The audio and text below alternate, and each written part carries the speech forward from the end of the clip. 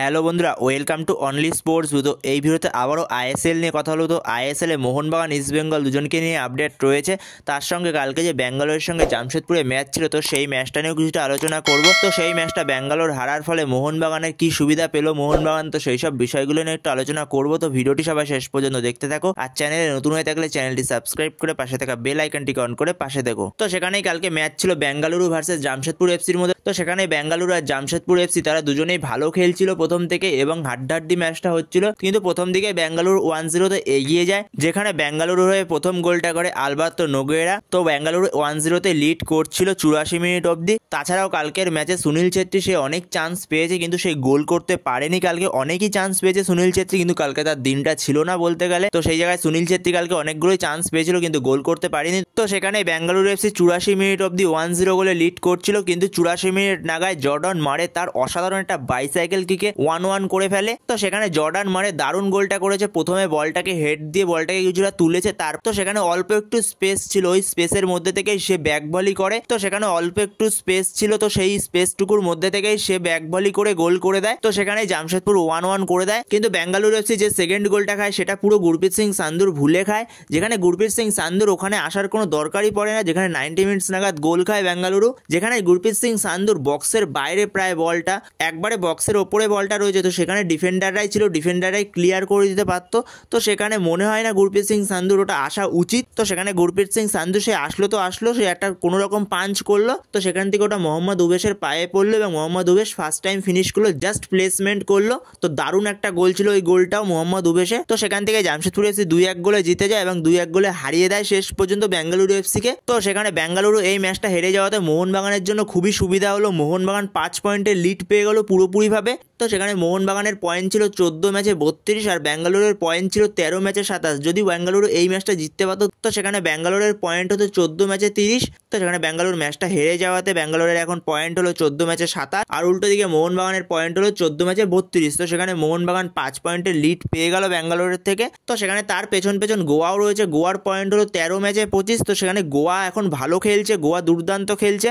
তো সেখানে গোয়া হয়তো পরের ম্যাচটা গোয়ার রয়েছে হায়দ্রাবাদ এফসির সঙ্গে, তো সেই ম্যাচটা জিতে গেলে গোয়া আবার 2 নম্বরে চলে আসবে। শেষ পর্যন্ত না গোয়ার সাথে মোহনবাগানের লড়াইটা হয় লিগ শিল্ডের। বেঙ্গালুরু ভালো খেলছে, প্রথম দিকে বেঙ্গালুরু খুব সুন্দর খেলছিল, তো এই সময় বেঙ্গালুরু কিছুটা খারাপ খেলছে। তো সেই জায়গায় দেখা যাক শেষ পর্যন্ত কি হয়। তো সেখানে যদি পরের দিনের ম্যাচটা এফসি গোয়া জিততে পারে হায়দ্রাবাদ এফসির সঙ্গে, তো হোপফুলি সেই ম্যাচটা তো হায়দ্রাবাদ এফসির সঙ্গে জিতবেই এফসি গোয়া। তো সেখানে এফসি গোয়া 2 নম্বরে চলে আসবে 14 ম্যাচে 28 পয়েন্ট নিয়ে। কিন্তু মোহনবাগানের ম্যাচ জিতে রাখতে হবে। মোহনবাগান 32 পয়েন্টে রয়েছে, মাত্র 5 পয়েন্টের লিডে রয়েছে।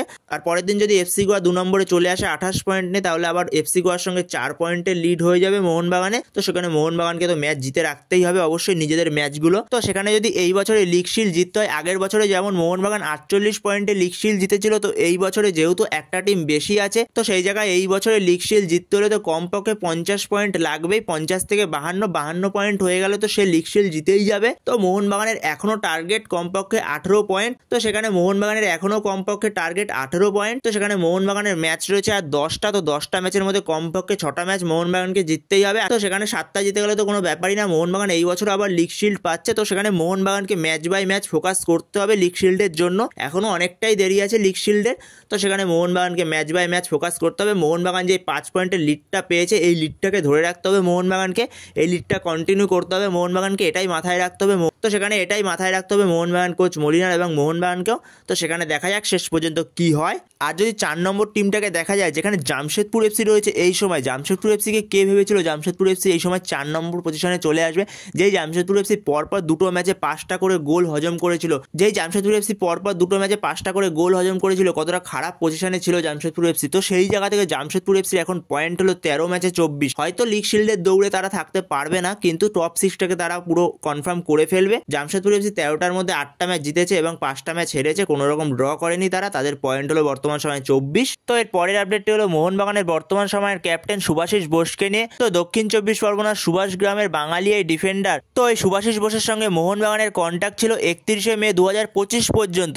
কিন্তু যেখানে তোমরা গুগল সার্চ করে দেখতে পাবে সুভাশিস বোসের প্রোফাইল বের করলে, তো সেখানে তোমরা দেখতে পাবে মোহনবাগানের সঙ্গে তার এখন কন্ট্যাক্ট হলো 31শে মে 2027 সাল অবধি। তার সঙ্গে মোহনবাগান কন্ট্যাক্ট এক্সটেনশন করেছে 1 সেপ্টেম্বর 2024। তো সেখানে মোহনবাগান কোনো রকম অফিসিয়ালভাবে জানায়নি এটা, তো এটাই হয়তো অফিসিয়াল। মোহনবাগান এখনও অফিসিয়ালভাবে এটার প্লেয়ার ব্যাপারে কোনো কিছু জানায়নি যে শুভাশিস বোসের সঙ্গে তারা কন্ট্রাক্ট এক্সটেনশন করেছে, কিন্তু যেরকমটা খবর আসছে যে মোহনবাগান শুভাশিস বোসের সঙ্গে কন্ট্রাক্ট এক্সটেনশন করেছে এবং তোমরা গুগল সার্চ করলেও দেখে নিতে পারো শুভাশিস বোসের সঙ্গে মোহনবাগান যে 2027 সাল অবধি কন্ট্রাক্ট এক্সটেনশন করেছে। তো এরপরের আপডেট হলো ইস্টবেঙ্গলকে নিয়ে। তো ইস্টবেঙ্গলের প্লেয়ার মাদি দালালের রিপ্লেসমেন্ট হিসেবে প্রথমে নাম শোনা যাচ্ছিল অ্যাশলে কফি, সে আসতে পারে। তো এখন এই মুহূর্তে অ্যাশলে কফির সঙ্গে কোনো রকম কথাবার্তা হচ্ছে না ইস্টবেঙ্গলে। তো এখন একটা নতুন নাম শোনা যাচ্ছে ইস্টবেঙ্গলের সঙ্গে। তো অনেকটাই কথাবার্তা নাকি এগিয়ে গেছে ইস্টবেঙ্গলের একজন কোস্টারিকার সেন্টার ফরওয়ার্ড যার নাম হচ্ছে জুরগুয়েন্স মন্টেগ্রো, যে কোস্টারিকা জাতীয় দলের হয়ে খেলার অভিজ্ঞতা রয়েছে যার, এবং সে বর্তমান সময়ে কোস্টারিকার লিগেই খেলছে এবং যেই ক্লাবের সঙ্গে খেলছে